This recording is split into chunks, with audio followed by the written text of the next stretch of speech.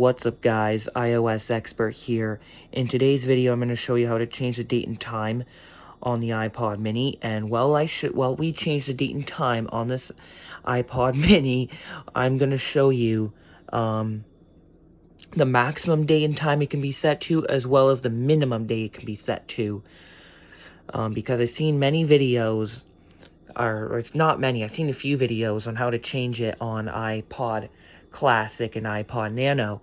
I never seen any of the videos demonstrate the limitations of the iPod, and I never seen any videos that demonstrate the how to do so on an iPod mini. So what you need to do is you need to turn on the iPod, as you can see, like that, and then you want to go into the settings.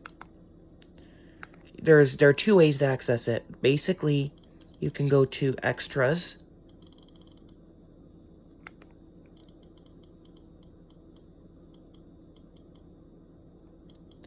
many ways of doing that, but you can just hit clock, and you can go to date and time, and you can change it from there. You can also, what you'll probably do it, the application you'll most likely do it from is from the settings, and then date and time. And then, alright, once you're in the date and time settings, you want to go to here, you can see I'm Eastern Daylight Savings Time. You can go to Eastern Standard, select the time zone you want.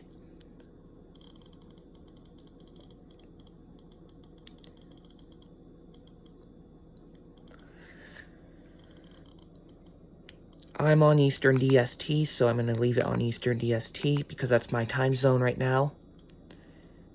And you can either change the date and time to 12 hours or 24 hours. I'm going to leave mine 12 hours. Time on title you can turn on or off. I like it on because it resembles old devices from the early 2000s and late 90s. And it also, like on the iPod mini, it looks kind of cool to have it like that. And it's also a useful feature on every iPod, so I'm just going to leave that on. Next, you want to change the physical date and time. Let's go to, I'm just going to set a random date and time because I'm just going to, how about we set this to 9 p.m. at night, and the minutes, I'm going to go, you want to scroll it counterclockwise to go back, you want to scroll it forwards to go ahead. So yeah, scroll ahead or backwards to get to the time. That's how this is hours. So again, I want 9. So I'm at 9:23 p.m. And then I'm going to scroll this forward. You can go back.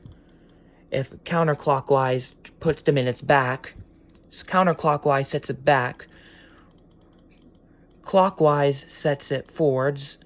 So I'm just going to scroll this back to 9 p.m. at night. And a.m., p.m., it doesn't matter.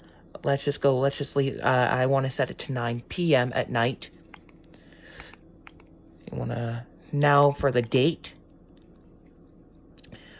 Counterclockwise turns it back. Clockwise turns it up.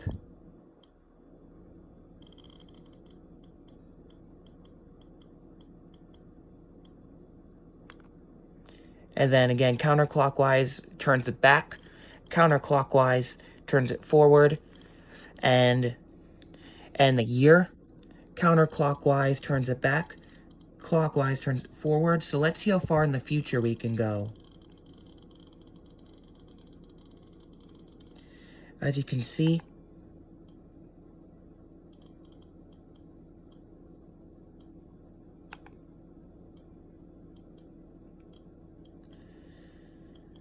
the iPod is not allowing us to set the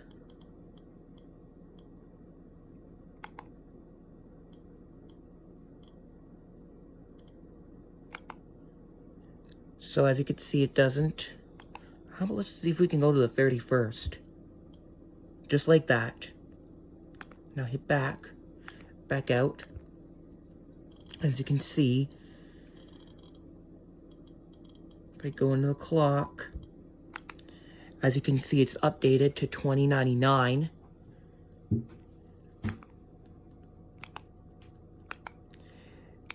And this is not an interface limitation. This is actually a hardware limitation, because you can like hear it attempting to allow it to go beyond $20.99. As you can see, you can hear it attempting to allow you to set it to $20.99, but just the internal clock mechanism, the 2-digit years, is obviously not capable of doing that. So now if you scroll it backwards, you can scroll back no problem. And because the iPod's was released in 2004 like that, right? The iPod was released, I think it was January.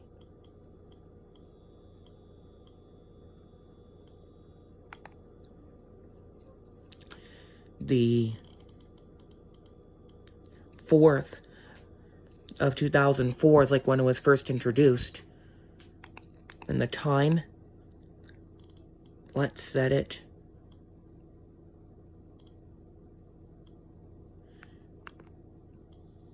Let's set it to 12:01 a.m. Because that is what some systems use. Not even though the date does actually change at 12 a.m., some systems change it at 12:01 a.m. And then you can click that. So as you can see, January 4th, 2004. And as you can see, it's updated to January 4th of 2004 when the iPod was released. However, the iPod was released in 2004. How far back can it go? As you can see, 2-digit years. So you can set it back to 2000 just like that, but beyond that,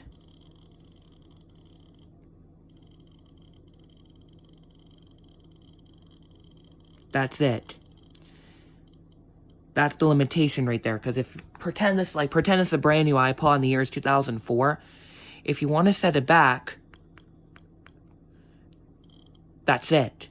You can't go further back than 2000 because this has 2-digit years for the time. So, and see, you can also set it to January 1st of 2000, I think. Yep. As you can see, it's updated to January 1st, 2000 at 12:01 a.m. You can also set it to 12 a.m. January 1st, 2000 if you want, and now the clock's reset all the way back to the beginning. And now, that's basically the iPod limitation. And I also want to show you, this isn't affected by the Mac Absolute Epoch Time or the 2038 bug. So I'm just going to have this set to 2056 because it's after both 2040 and 2099. As you can see, so now the date and time is updated to January 1st, 2056. If I reboot the iPod, is it going to stay 2056 or is it going to wrap around? I feel like it's going to stay 2056. Because this doesn't use Unix time. It uses 2-digit years. So this is essentially like Y2K was fixed. Or they like use like some weird stuff like on small phones and devices. 1995 was the beginning, and then on computers 1920 was the beginning. Or some shit like that. And then I feel like the way they did it was the dates before 2000 were kind of stored in a weird way. Basically, because the way they changed the clock mechanism to be on these smaller devices, it was like the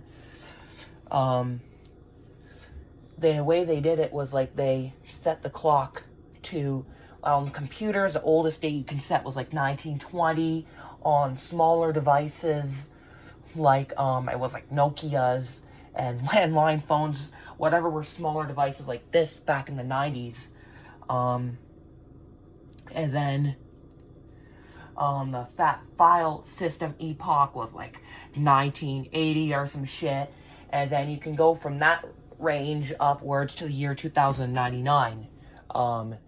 That's kind of how they did it. And the iPod Mini, being released before 2006, was released after 2000, but it was also released before, like, the early problems in May 2006.